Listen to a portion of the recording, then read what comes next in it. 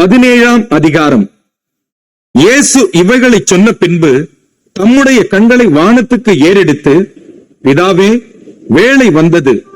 நீர் உம்முடைய குமாரனுக்கு தந்தருளின யாவருக்கும் அவர் நித்திய ஜீவனை கொடுக்கும் பொருட்டு மாம்சமான யாவர் மேலும் நீர் அவருக்கு அதிகாரம் கொடுத்தபடியே உம்முடைய குமாரன் உம்மை மகிமைப்படுத்தும்படிக்கு நீர் உம்முடைய குமாரனை மகிமைப்படுத்தும். ஒன்றான மெய் தேவனாகிய உம்மையும் நீர் அனுப்பினவராகிய இயேசு கிறிஸ்துவையும் அறிவதே நித்திய ஜீவன். பூமியிலே நான் உம்மை மகிமைப்படுத்தினேன். நான் செய்யும்படி நீர் எனக்கு நியமித்த கிரியையை செய்து முடித்தேன்.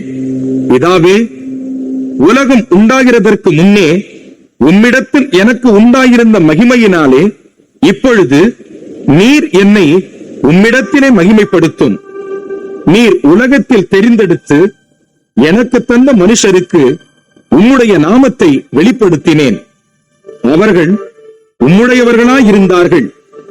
அவர்களை எனக்கு தந்தீர். அவர்கள் உம்முடைய வசனத்தை கைக்கொண்டிருக்கிறார்கள். நீர் எனக்கு தந்தவைகள் எல்லாம் உம்மாலே உண்டாயினவென்று இப்பொழுது அறிந்திருக்கிறார்கள்.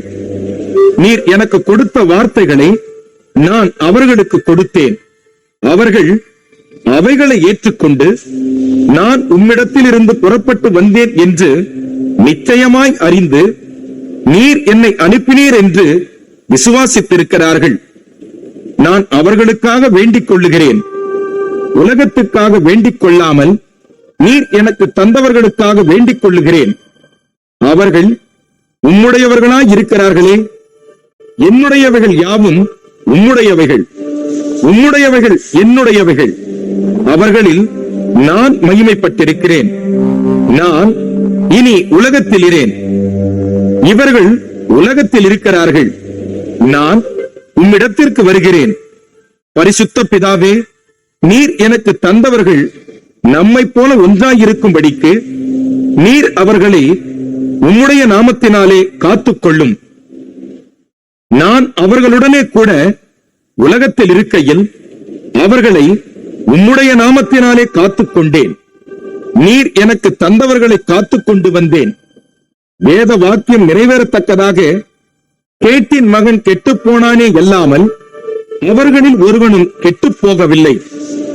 இப்பொழுது நான் உம்மிடத்திற்கு வருகிறேன். அவர்கள் என் சந்தோஷத்தை நிறைவாய் அடையும்படி உலகத்தில் இருக்கையில் இவைகளை சொல்லுகிறேன்.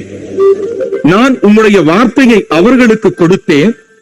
நான் உலகத்தான் அல்லாதது போல அவர்களும் உலகத்தார் அல்ல. ஆதலால் உலகம் அவர்களை பகைத்தது. நீர் அவர்களை உலகத்திலிருந்து எடுத்துக் கொள்ளும்படி நான் வேண்டிக் கொள்ளாமல் நீர் அவர்களை தீமை நின்று காக்கும்படி வேண்டிக் கொள்ளுகிறேன். நான் உலகத்தான் அல்லாதது போல அவர்களும் உலகத்தார் அல்ல. உம்முடைய சத்தியத்தினாலே அவர்களை பரிசுத்தமாக்கும். உம்முடைய வசனமே சத்தியம். நீர் என்னை உலகத்தில் அனுப்பினது போல நானும் அவர்களை உலகத்தில் அனுப்புகிறேன். அவர்களும் சத்தியத்தினாலே பரிசுத்தமாக்கப்பட்டவர்களாகும்படி அவர்களுக்காக நான் என்னைத்தானே பரிசுத்தமாக்குகிறேன். நான் இவர்களுக்காக வேண்டிக் கொள்ளுகிறதும் அல்லாமல் இவர்களுடைய வார்த்தையினால் என்னை விசுவாசிக்கிறவர்களுக்காகவும் வேண்டிக் கொள்ளுகிறேன்.